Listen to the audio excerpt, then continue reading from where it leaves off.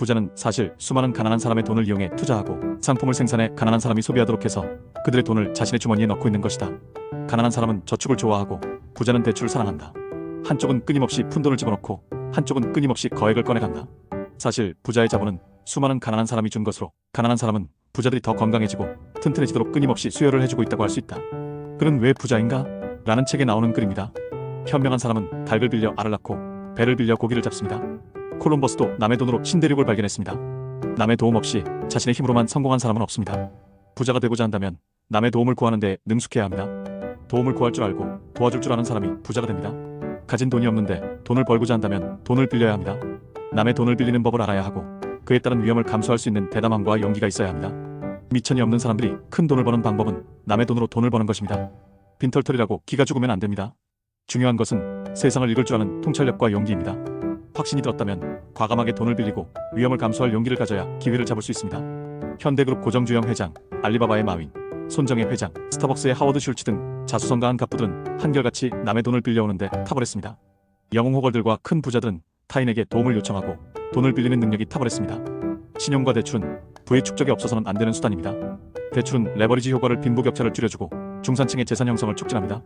좋은 부채는 개인과 사회 발전의 밑거름이 됩니다. 하지만 무절제한 소비와 무계획적인 부채는 개인의 신용에 심각한 문제를 일으키게 됩니다. 수많은 개인들의 무계획적 대출의 총량은 사회 전체에 심각한 결과를 가져옵니다. 남의 돈이 얼마나 위험한지 의식하지 못하면 위기는 다가오게 됩니다. 대출과 레버리지에서 중요한 것은 분명한 상환 계획이 있어야 하며 상환 부담이 없고 그 돈이 재산을 늘어나게 해주고 삶의 질을 향상시키는데 기여해야 한다는 겁니다. 그러기 위해선 빌린 돈을 소비가 아니라 투자에 써야 합니다. 빌린 돈으로 장사를 해서 이자 이상을 벌어준다면 그 빚은 좋은 부채입니다. 특히 내 집 마련을 위한 대출은 반드시 필요합니다. 집을 사는데 대출 없이 살 수 있는 사람은 드뭅니다. 내 집 마련을 통해 원리금을 갚아나가는 것도 강제저축이라고 할 수 있습니다.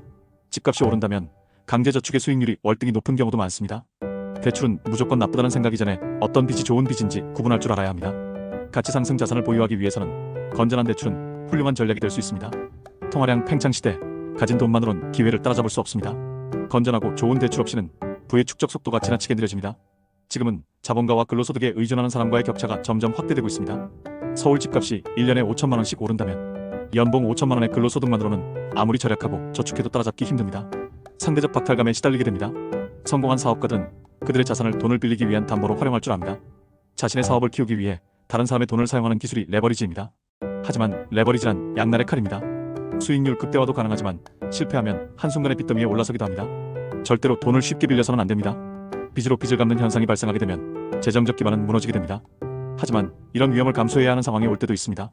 빚에 대한 부담감이 가족 구성원들의 단합과 집중력, 절실함을 일깨우기도 합니다. 통화량 팽창의 시대, 레버리지는 절대 회피 대상이 아닙니다. 피하는 사람과 적극적으로 활용하는 사람과의 격차는 시간이 갈수록 벌어집니다. 계속 가난한 삶보다는 한 번 정도 실패하는 삶이 더 의미 있는 삶일 수도 있습니다. 빚과 신용은 절대 피해야 할 것이 아니라 반드시 익혀야 할 기술입니다. 지금까지 부자들의 돈 인문학이었습니다. 구독하고 다음 이야기도 기대하세요.